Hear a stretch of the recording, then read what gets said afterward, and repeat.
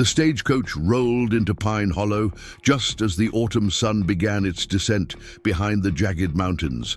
Dust swirled around the wheels like ghosts clinging to the last moments of day. Inside, among the weary travelers, sat Eleanor Thorne, the doctor's daughter from Briarwood County. She clutched a worn leather journal to her chest as if it contained her very heartbeat.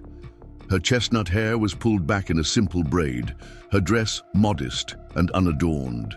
When the door swung open, she was the last to step down, hesitating as her gaze swept across the unfamiliar town. Before we jump back in, tell us where you're tuning in from, and if this story touches you, make sure you're subscribed, because tomorrow, I've saved something extra special for you. Welcome to Pine Hollow, miss, the driver said, handing her a small valise. Not much to look at, but it's honest country.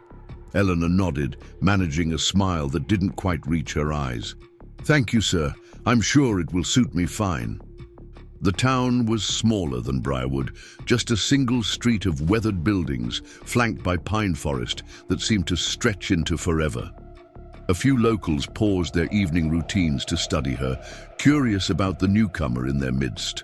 She felt their eyes like pinpricks against her skin, measuring, judging. It wasn't a new sensation, too plain for a doctor's daughter. Such a shame with her education. No man wants a bookish wife with such unremarkable features. The whispers of Briarwood society had followed her for years, growing louder after each rejected suitor, each season without a proposal.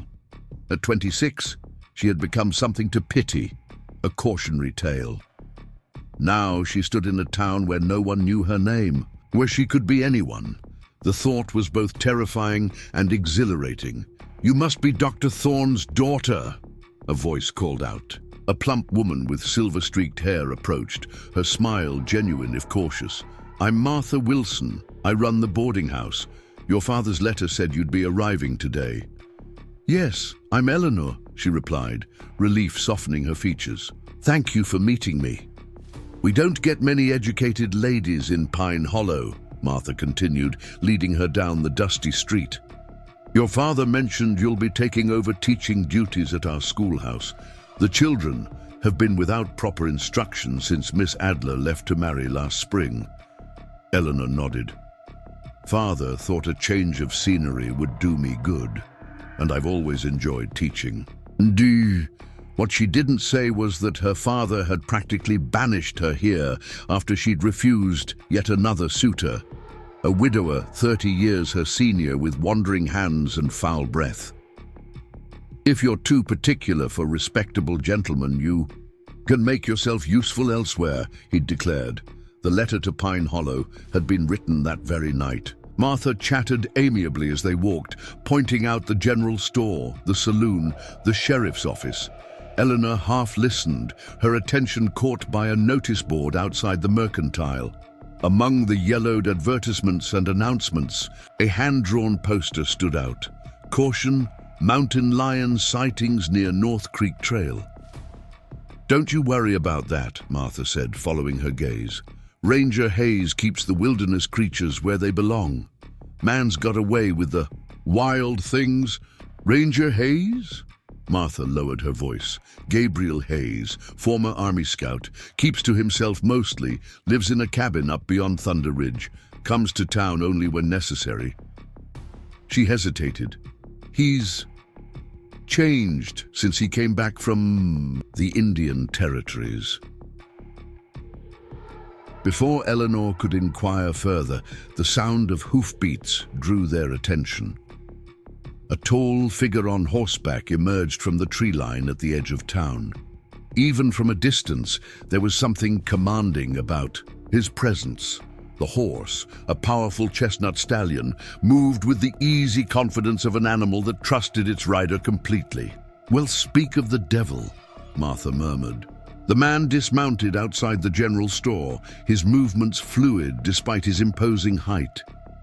Eleanor caught only a glimpse of his profile, strong jaw, straight nose, dark hair that brushed his collar, before he turned and she saw the other side of his face.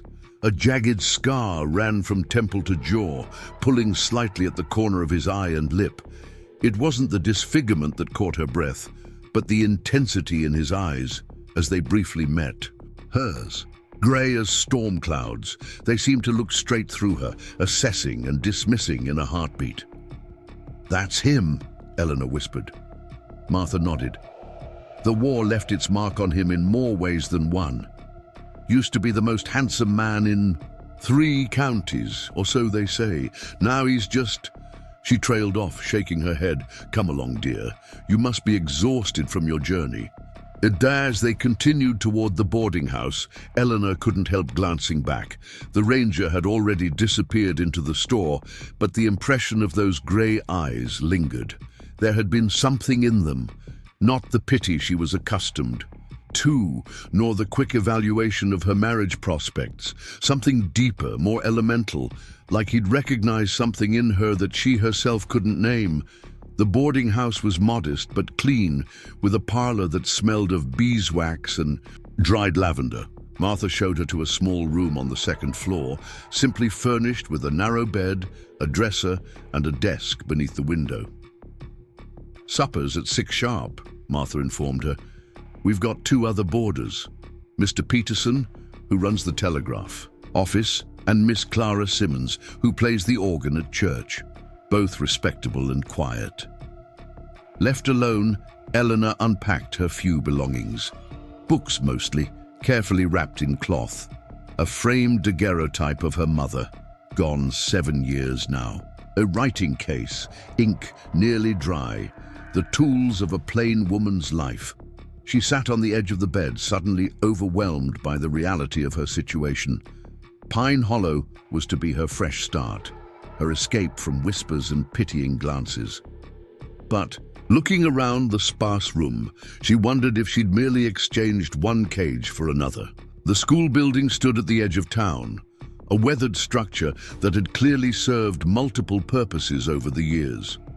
When Eleanor arrived the next morning, she found it littered with dust and disorganized materials.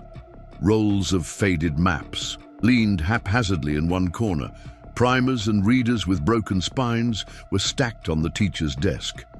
She set to work immediately, grateful for the physical labor that kept her mind occupied. By midday, the room was taking shape.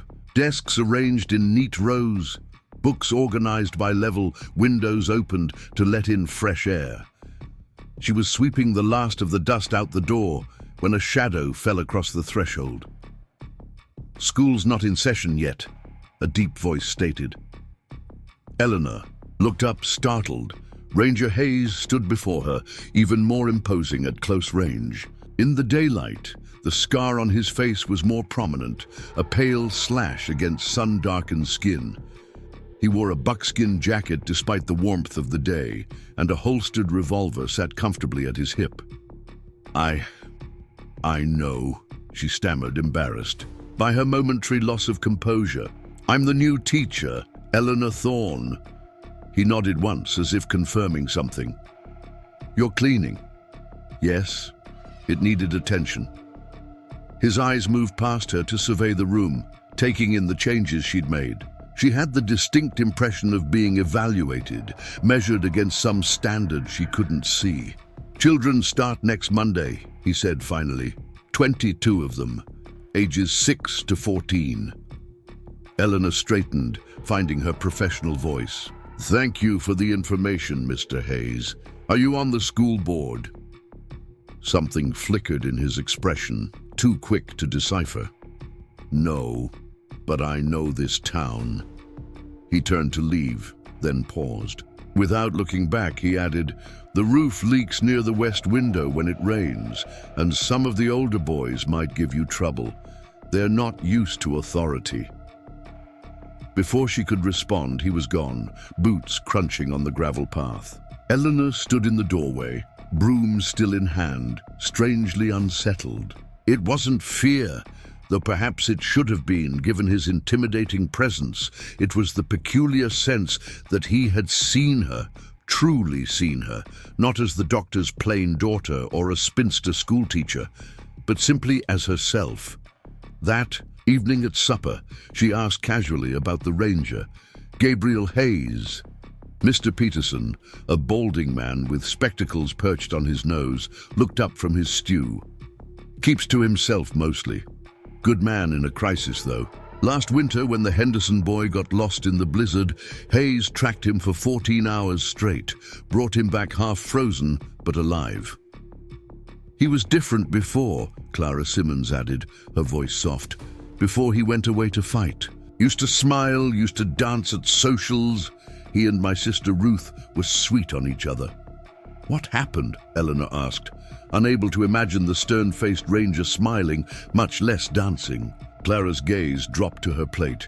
Ruth couldn't bear the scars, not just on his face, but the ones inside. She married the blacksmith's son instead. That's not the whole of it, Martha interjected, refilling water glasses.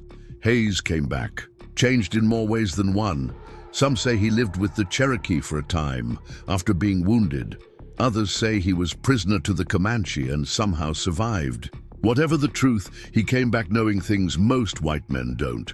Tracking, healing with plants, speaking to animals almost. Mr. Peterson scoffed. Speaking to animals? Martha, you've been reading too many dime novels.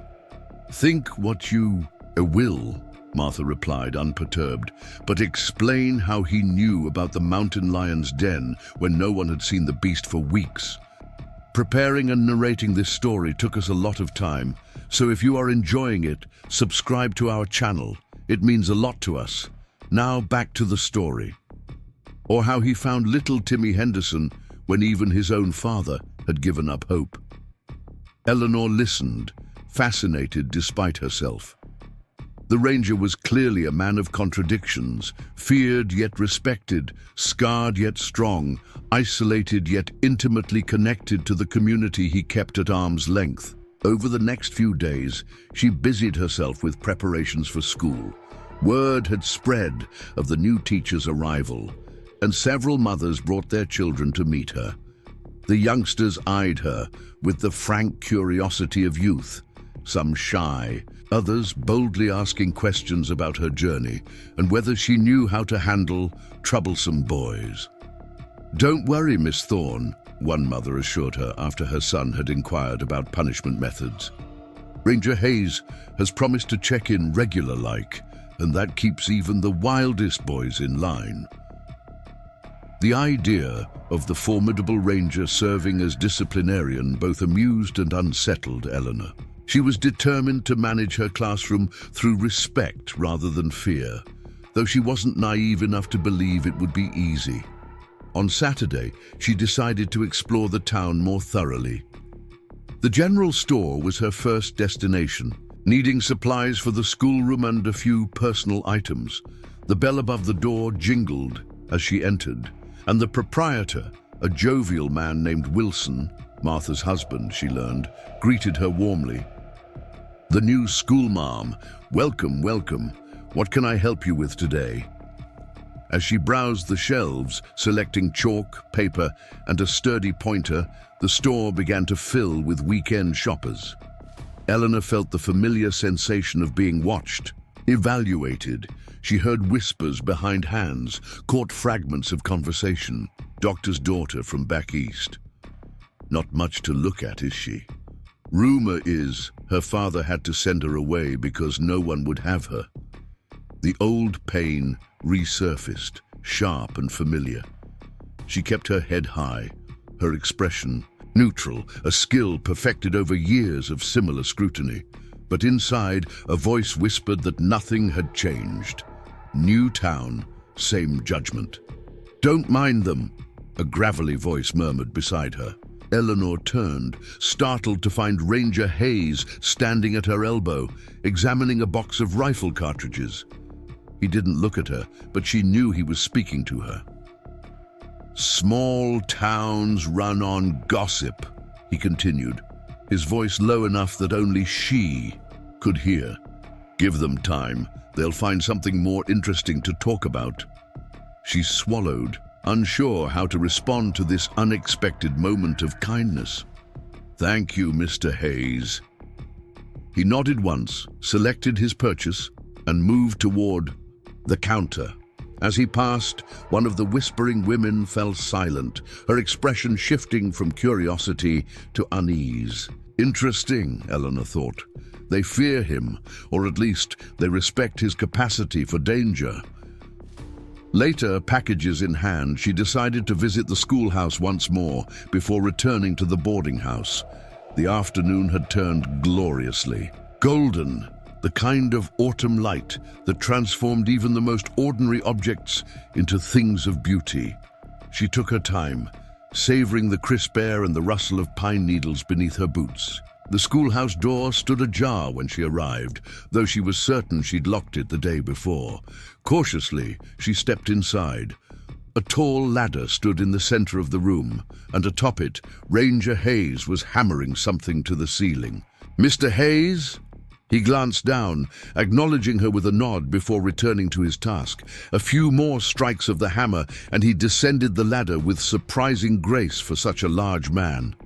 "Fix the leak," he said simply, gesturing to a patch in the ceiling near the west window.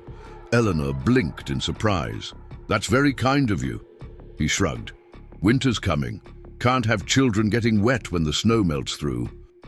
His practicality was refreshing after years of men who spoke to her in carefully constructed compliments that never quite rang true.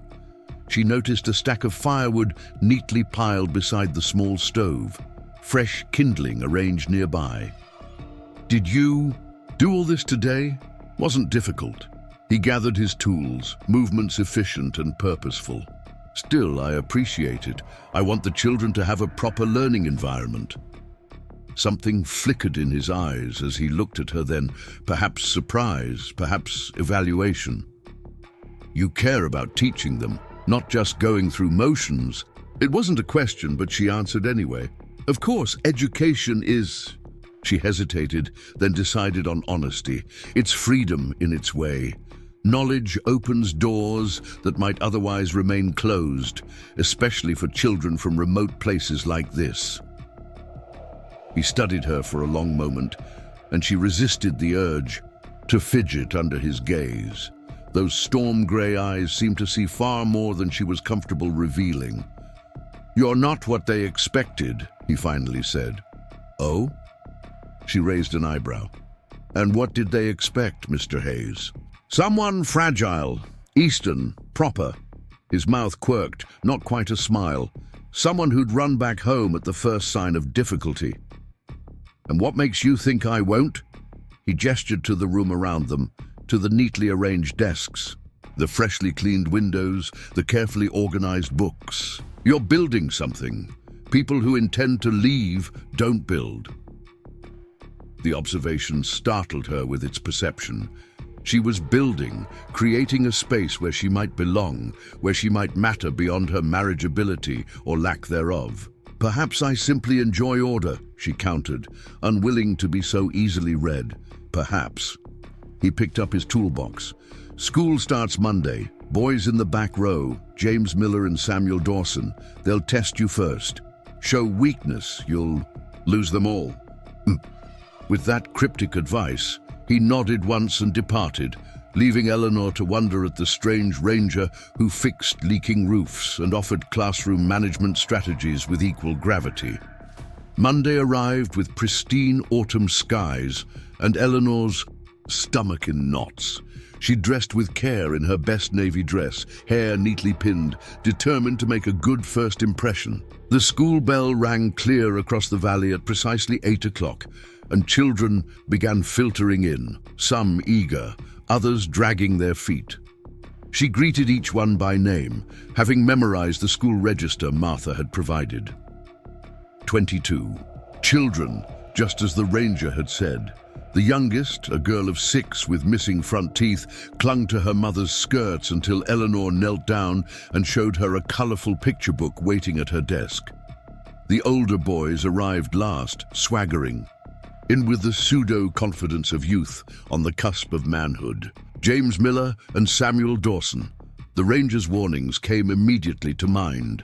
They were 14, nearly grown, with the lanky builds of colts not yet grown into their legs. James had a shock of red hair and freckles scattered across his nose, while Samuel was darker, with intense eyes that missed nothing. "Good morning, gentlemen," she greeted them calmly. "Please take seats in the back row." They exchanged glances, surprised perhaps that she knew to expect them. James slouched into his seat, deliberately taking as much time as possible. Samuel followed, a calculating look in his eyes that Eleanor recognized all too well. He was measuring her, looking for weakness. The morning progressed smoothly at first. Eleanor introduced herself, outlined her expectations, and began assessing the children's knowledge levels. The younger ones responded eagerly to her questions, while the middle group was more reserved but cooperative. Only the back row remained challenging, whispering when her back was turned, making the younger children giggle with faces pulled behind her. She ignored the minor disruptions, biding her time. The moment arrived just before noon, when Samuel deliberately dropped his slate with a clatter that startled everyone in the room. "Mr. Dawson," she said quietly, turning from the blackboard, "is there a problem?" "No, ma'am," he replied with exaggerated politeness. "Just butterfingers, I guess." Titters spread through the classroom. Eleanor set down her chalk and walked slowly to the back row, stopping directly in front of Samuel's desk. She was not a tall woman, but she knew the power of direct eye contact. "I understand you were top of your class last year, Mr. Dawson," she said, her voice carrying clearly through the now silent room. He blinked, thrown by the unexpected direction. Yes, ma'am." "And Mr. Miller," she continued, shifting her gaze to the redhead, "I hear you have quite a talent for mathematics." James sat up straighter, surprise evident on his freckled face. "Sometimes, I guess." "Then I wonder," she continued, looking between them, "why two of the brightest students in Pine Hollow would waste their gifts on childish disruptions rather than helping to set an example for the younger children who clearly look up to them." The silence in the room was absolute. Samuel's cheeks flushed with color. James studied his desk intently. "I'll make you gentlemen a proposition," Eleanor continued.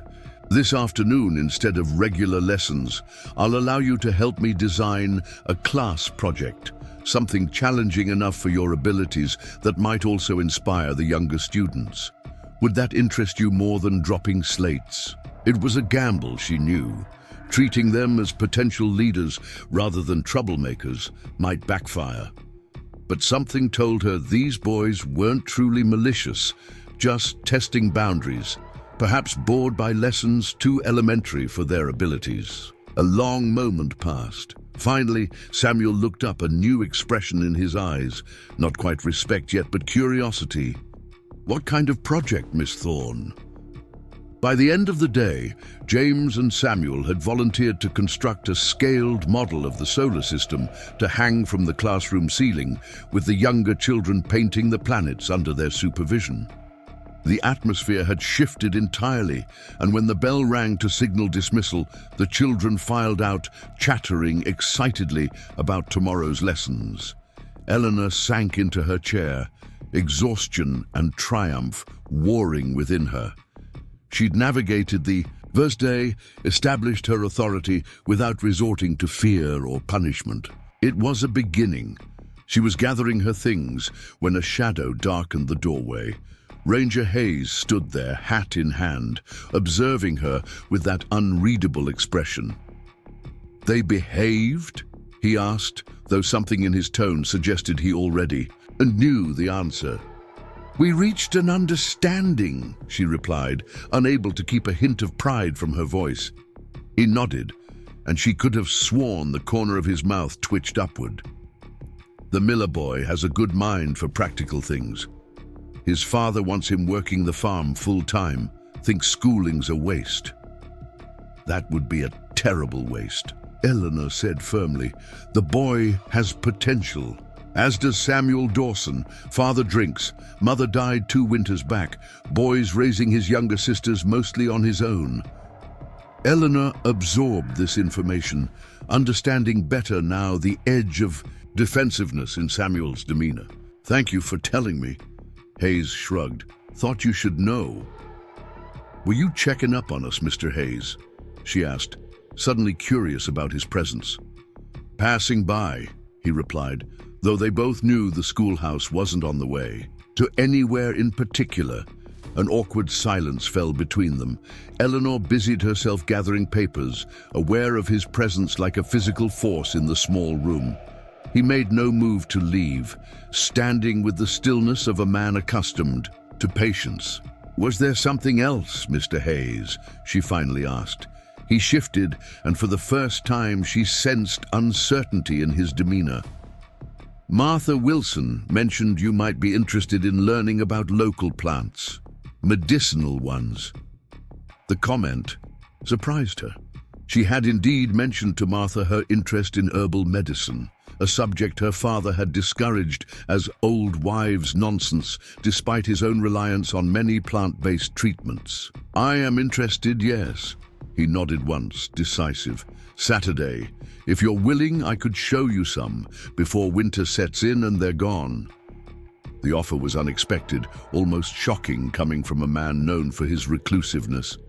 Eleanor found herself nodding before she had fully considered the implications. "That would be most educational, Mr. Hayes. Thank you. I'll come for you at dawn. Wear sturdy boots." With that, he replaced his hat and was gone, leaving Eleanor to wonder what exactly she had agreed to. Word spread quickly that the new schoolteacher would be spending Saturday in the company of the scarred ranger. By Friday evening, Martha could barely contain her curiosity.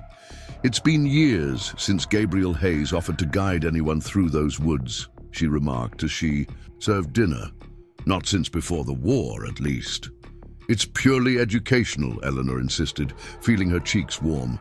"Mr. Hayes knows the local flora better than anyone, apparently."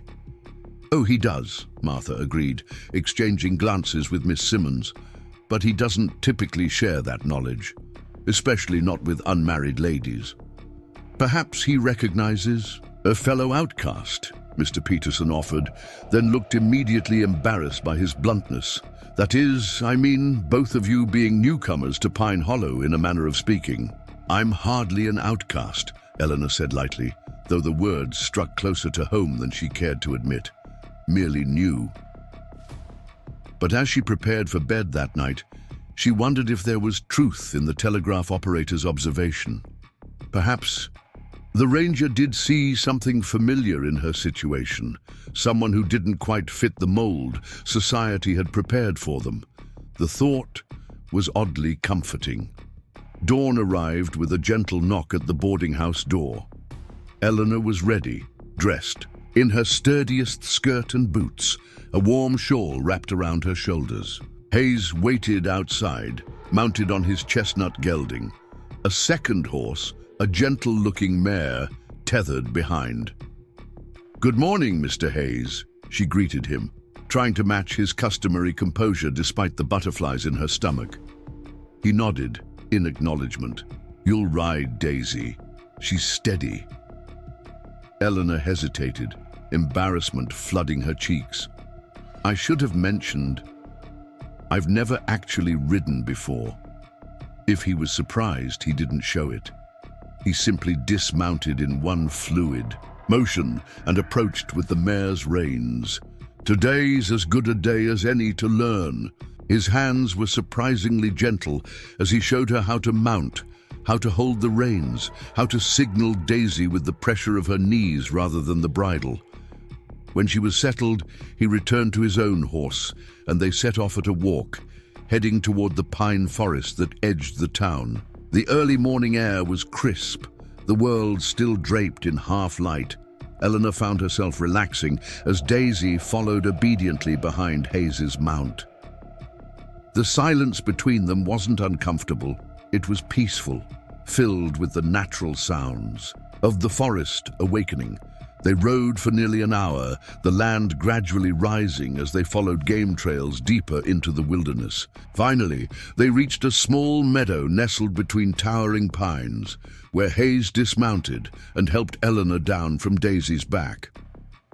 "We'll start here," he said, securing the horses to a low branch. "Good variety of plants in this clearing." What followed was the most fascinating morning of Eleanor's life. Hayes moved through the meadow with the ease of someone returning home, pointing out plants she would have overlooked entirely. His knowledge was encyclopedic, but more impressive was his evident respect for each living thing they encountered. "Yarrow," he explained, kneeling beside a feathery-leaved plant with white flower clusters. "Stops bleeding, fights fever, chewed and placed on a wound, it numbs pain. Like my father's laudanum, but without the addictive properties," Eleanor mused, carefully recording the information in a small notebook she'd brought. Hayes glanced at her, a flicker of surprise in his grey eyes. "You know medicine." "Only what I've gleaned from my father's books and observations," she admitted. "He discouraged my interest, said it wasn't proper for a lady to concern herself with the human body." "Foolishness," Hayes replied with unexpected vehemence. "Knowledge doesn't belong to one sex or the other." Eleanor smiled, oddly touched by his defense. "I agree, Mr. Hayes." As the morning progressed, they moved deeper into the forest.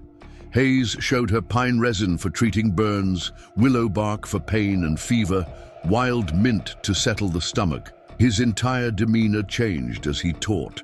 The stern, silent ranger transformed into an eloquent guide, his hands moving expressively as he demonstrated how to harvest each plant without damaging its future growth. "You learned this from the Cherokee," she ventured, recalling Martha's gossip. He stiffened slightly, then nodded. "After I was wounded, Army surgeon wanted to take the arm. Cherokee healer saved it." He touched his scarred face briefly. "Couldn't do much for this, though." It was the most personal information he'd volunteered, and Eleanor treaded carefully. "The scar doesn't diminish you, Mr. Hayes." He gave her a sharp look. "Most women disagree." "I'm not most women." The words slipped out before she could consider them, bold and honest. For the first time she saw something like genuine surprise in his expression, quickly masked. He turned away, moving toward a patch of berries growing in a sunny spot. "Elderberry," he said, his voice gruff, "good for winter coughs." By midday, Eleanor's notebook was filled with sketches and notes, her mind buzzing with new knowledge. They stopped near a clear stream to eat the simple meal Martha had packed: bread, cheese, and apples. Hayes sat across from her on a fallen log, his posture relaxed for the first time since she'd met him. "Thank you for this," she said sincerely. "I've learned more useful information today than in years of reading medical texts." He nodded acknowledgement. "Studying her with those perceptive eyes, you're quick to learn, good observer." "I've had practice," she admitted. "Watching from the sidelines gives one ample opportunity to observe." "Sidelines?" Eleanor smiled ruefully. "In Briarwood, I was never quite central to things. Too bookish, too plain, too opinionated for a doctor's daughter. Better to observe than to participate and be found wanting." She hadn't meant to reveal so much and felt immediately vulnerable under his steady gaze. But instead of pity or dismissal, she saw recognition in his eyes. "People fear what they don't understand," he said quietly, "and they understand very little." The simple statement carried the weight of shared experience, creating a moment of connection that Eleanor found more affecting than 1,000 pretty compliments. They ate in companionable silence for a while, the forest sounds creating a peaceful backdrop. Eventually Hayes spoke again, his tone casual, but his words carefully chosen. "The town's having a harvest social next weekend." "At the church?" Eleanor nodded. "Yes, Martha mentioned it. I've promised to help with the preparations." He hesitated, then continued with determined steadiness. "Would you consider attending with me?" The question hung in the air between them, weighted with significance beyond its simple phrasing. Eleanor looked at him, really looked, seeing past the scar to the man beneath, strong, intelligent, perceptive in ways few people bothered to be. "I would be honored, Mr. Hayes," she replied softly. Something shifted in his expression. Attention, releasing. He nodded once, definitive, as if concluding an important negotiation. As they prepared to return to town, storm clouds gathered on the horizon, promising an early end to the perfect autumn day. Eleanor found herself reluctant for their expedition to end, a sentiment apparently shared by Hayes, who took a more circuitous route back, pointing out additional plants along the way. They were still a mile from town when the first heavy drops began to fall. Within moments, the gentle shower transformed into a downpour. Hayes quickly guided them toward a small hunter's cabin nestled among the pines. "We'll wait it out," he called over the drumming rain, helping her dismount beneath the cabin's small porch overhang. The cabin was simple but clean, clearly one of the ranger's occasional shelters. A stone fireplace dominated one wall, with a narrow cot along another. Hayes efficiently built a small fire to ward off the sudden chill, while Eleanor stood awkwardly, dripping onto the rough wooden floor. "You should get out of those wet things," he said practically, reaching into a trunk and pulling out a worn flannel shirt. "This will have to do until your dress dries." He turned his back with scrupulous propriety, facing the fire while she changed behind a blanket he'd hung from the rafters. The shirt reached nearly to her knees, the sleeves rolled several times to free her hands. When she emerged from the makeshift screen, Hayes had removed his own wet coat and sat by the fire in shirt sleeves, his back straight, eyes fixed on the flames. "Thank you," she said, seating herself on a wooden stool across from him. "Both for the shelter and the shirt." He nodded, his profile strong in the firelight. The scar was less visible in the golden glow, but she found she no longer really saw it anyway. It was simply part of him, like the strength in his hands or the intelligence in his eyes. "Won't your father worry?" she asked suddenly. "About his valuable medicinal knowledge being shared with a mere schoolteacher?" Her tone was light, but a genuine question lurked beneath. Hayes met her gaze steadily. "My father died at Gettysburg. Whatever knowledge I have belongs to whoever can use it best." Before Eleanor could respond, he continued, "Why did you come to Pine Hollow? Really?" She hesitated, then decided on honesty. "I refused to marry a man my father selected, a wealthy widower who wanted a quiet, agreeable wife to raise his children and warm his bed. Father said I was being stubborn and foolish, throwing away my last chance at respectability." "Because you're plain?" Hayes asked bluntly. Eleanor flinched, then laughed softly. "Yes, by Briarwood standards. Too tall, too angular, too serious. No charmingly rosy cheeks or delicate constitution. Briarwood standards are poor," he stated with such matter-of-fact certainty that Eleanor felt a warm glow spread through her chest. "My mother always said beauty was found in purpose, not features," she offered quietly. "That a life lived with intention carried its own kind of grace." "Your mother was wise." Hayes stared into the fire, his expression thoughtful. "My mother said something similar before consumption took her. Said true beauty comes from within. From kindness, courage, honesty." "She sounds wonderful." She was. He looked up then, meeting Eleanor's eyes directly. "She would have liked you." The simple statement felt more intimate than any touch, any declaration. Eleanor's breath caught in her throat as something unspoken passed between them. Recognition, understanding, possibility.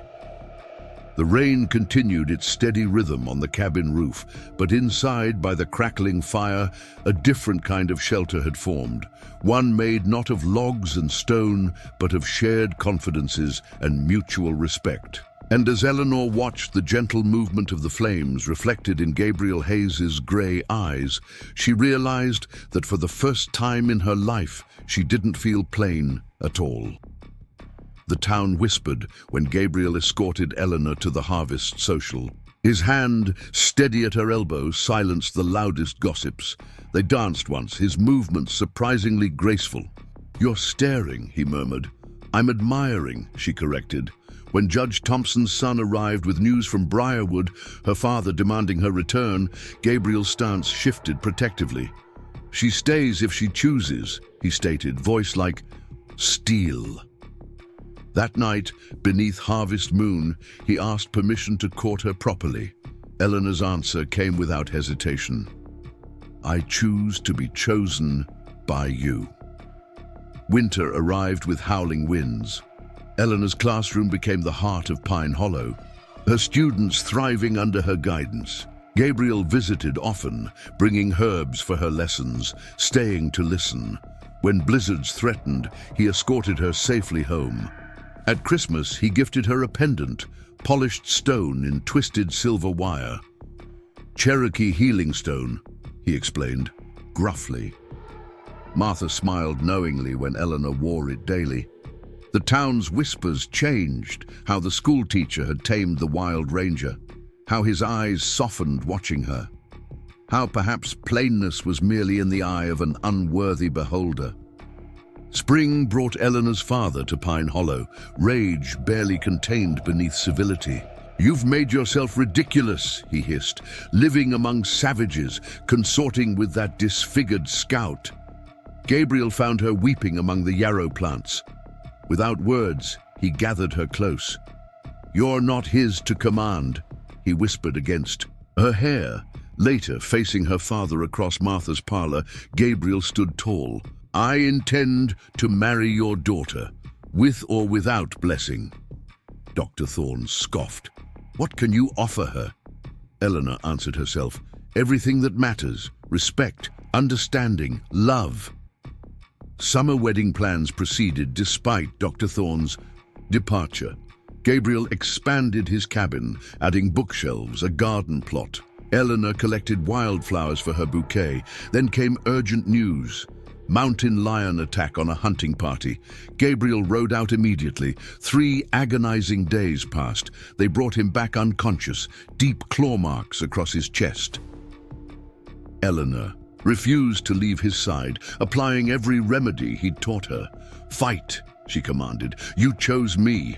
I forbid you to leave me now." On the 4th night, his fever broke. Gray eyes opened, finding hers. "Eleanor," he whispered, "my wife." Autumn painted the mountains gold when they exchanged vows beneath the pines. Samuel Dawson stood proudly as witness. James Miller had crafted their rings from Silver Creek stones. Pine Hollow watched as the scarred ranger kissed his bride, the plain doctor's daughter who'd become their beloved teacher. Later, in their cabin warmed by hearthfire, Eleanor traced the scars that mapped his journey to her. "You're beautiful," she whispered. Gabriel's smile, once rare, came easily now. "As are you," he replied, "exactly as you are." Outside, the first snow began to fall, covering the world in possibilities as clean and bright as new beginnings. Up next, you've got 2 more standout stories right on your screen. If this one hit the mark, you won't want to pass these up. Just click and check them out.